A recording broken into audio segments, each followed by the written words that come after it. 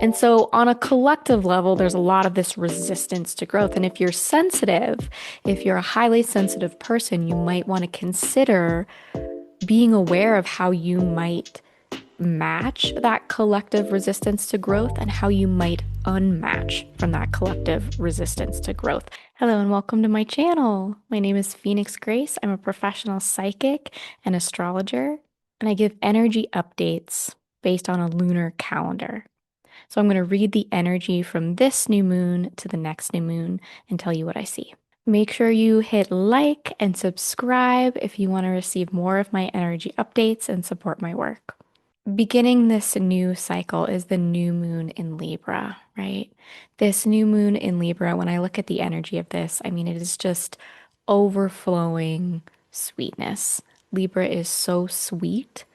There is such a sweet relationality, a beauty. Venus is in Libra during this new moon, and Venus is so happy in Libra. She's at home. Venus in Libra is coming off a trine to Uranus and Pluto. To me, this new moon signature just looks like be ready and be open to receive sweetness in your life. Whether that sweetness is loud, meaning it's coming from your external world, it's coming from other people, or it's an inner sweetness. You know, with that moon in Libra can be kind of like a just a delightful inner sweetness that you gift generously to yourself in your own self dialogue with yourself. When I look at the energy of this new moon, I definitely see an energy of overflowing abundance. It's like a cup that runneth over. And in the astrology, there is an amazing series of trines here where Saturn is applying to a trine with Mars and Jupiter. There's this energy of abundance that happens through discipline and commitment. To me, this looks like a great new moon to begin something or plant a seed that you really want to see grow over time, that you want to water over time. It's a great new moon for planting new intentions, especially in the house that Libra rules in your chart. When I look at the energy of this new moon, I also see that for some of you, it looks like this kind of cup runneth over abundance vibration could be bringing up some energies of fear, some fears kind of coming up as that cup runneth over. Fears of, oh, do I deserve this? Do I deserve this abundance? Am I worthy of this? And that process of those fears coming up really just is the process of you stepping into receiving greater abundance. You have to let that stuff kind of come up, bubble up and out, so to speak. And so let it. There is nothing wrong with you if you notice some of that coming up in your own inner dialogue during this new moon. You know, and with a Libra, there can be this signature of overgiving.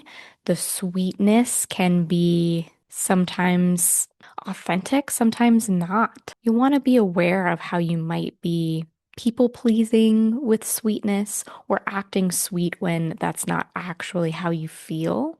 So, a lot up around sweetness. So, that is how this month starts. And this lunar month from new moon in Libra to new moon in Scorpio has a few themes that I'm going to touch on.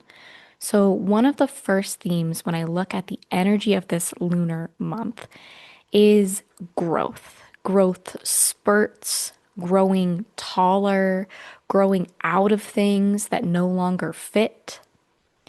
This is going to be happening on a personal, individual level as well as a collective level. The overall tone and vibration of this month to me looks kind of like a cool, deep purple.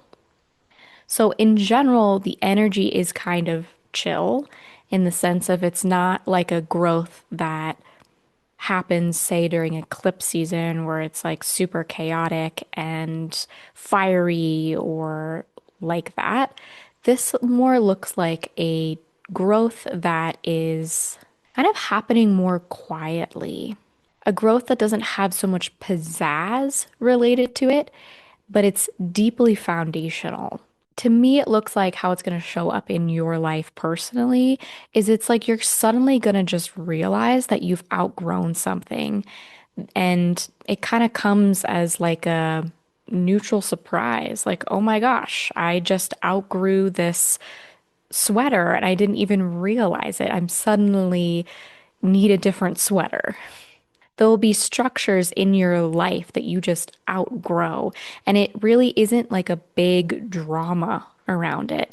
It's kind of a cool, almost calculated, neutral kind of energy of just, wow, and that is can no longer support me. And I am outgrowing this.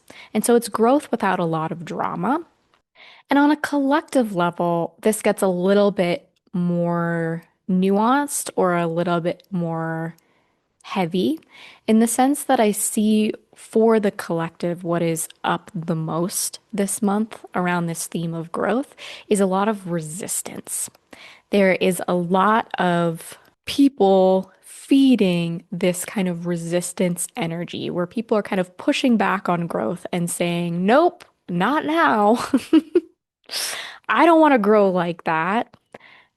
That makes me a little too uncomfortable. And so, on a collective level, there's a lot of this resistance to growth. And if you're sensitive, if you're a highly sensitive person, you might want to consider being aware of how you might match that collective resistance to growth and how you might unmatch from that collective resistance to growth, how you might set your vibe, your vibration at a different tone so that you don't have to be in so much resistance to your own growth in your life. And the truth is, if you're walking a self-growth path, you probably won't be in as much resistance as, say, some of this other bigger, heavier collective energy.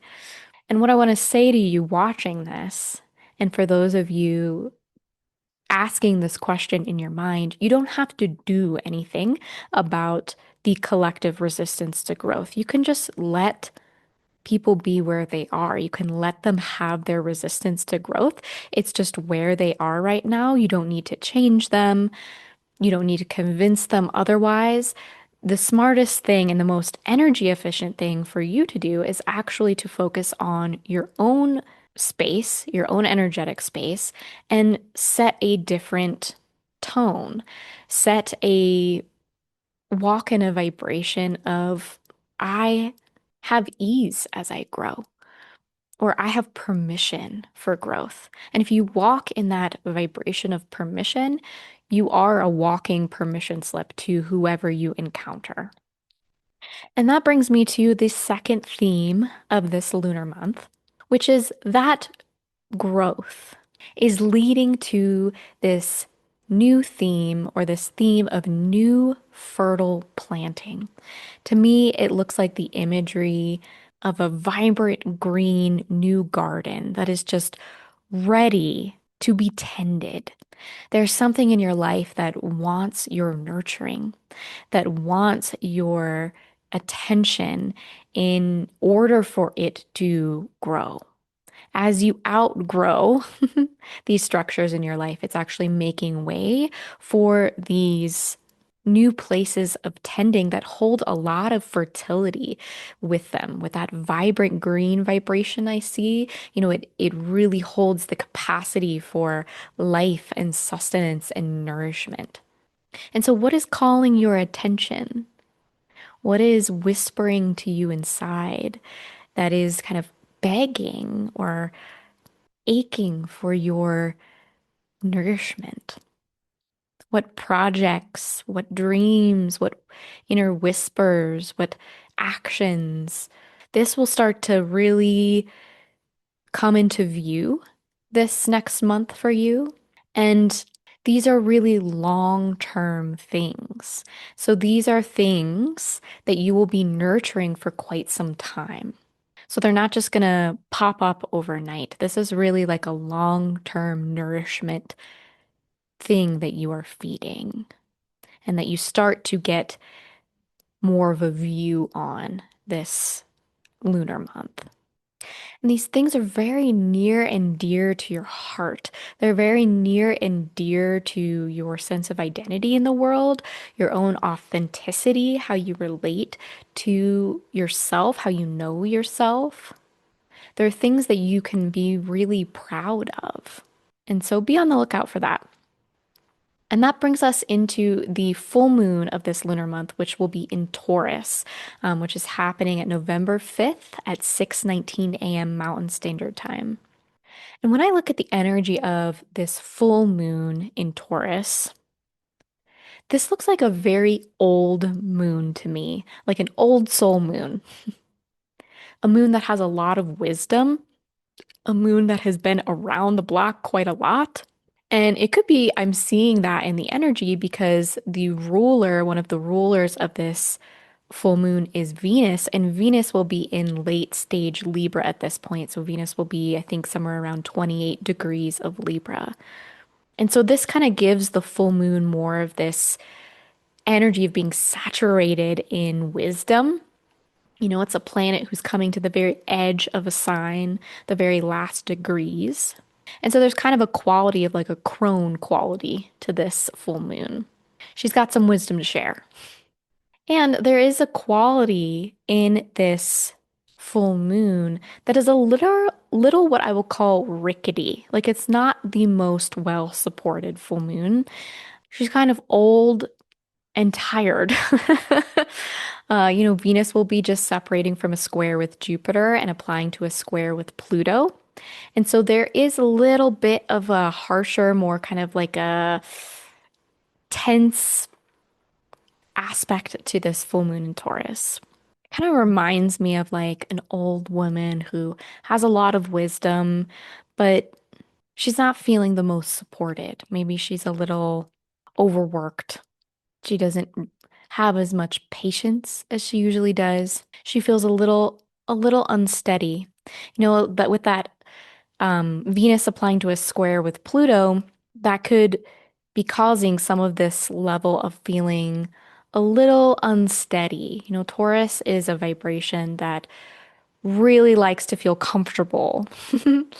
And with a square from Pluto, Pluto bringing that very strong kind of growth, transformation, death, rebirth energy, there can be some tension around that, a tension around feeling comfortable and change and growth. And so maybe this is the full moon where some of that resistance to growth comes up, or you kind of feel this tension or this invitation to step into something that feels uncomfortable, even though it really challenges your comfort zone. Maybe particularly with regards to the material world, because that is what Taurus rules.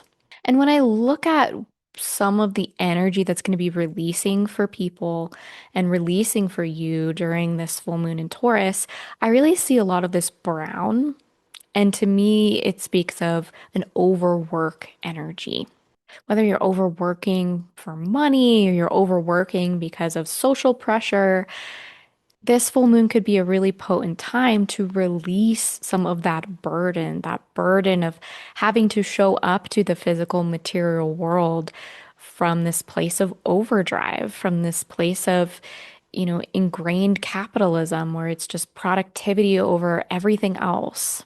And what's going to really help you during this full moon is titrating and putting your attention on the kind of wealth that you don't need to work for, the wealth of the earth, the abundance of a deep breath, walking outside and just connecting to that abundant earth energy. That's really going to be super supportive for this Taurus full moon because the moon does love being in Taurus. She's very comforted here.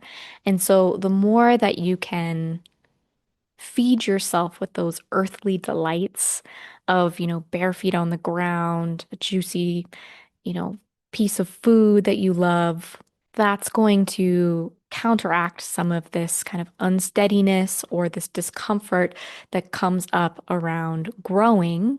And it's going to help you feel comfortable enough, resourced enough to be able to face what is uncomfortable. Of course, always also look for where Taurus rules your natal chart, which house, and this full moon, and particularly, that Taurus Scorpio axis will be really highlighted for you during this full moon time.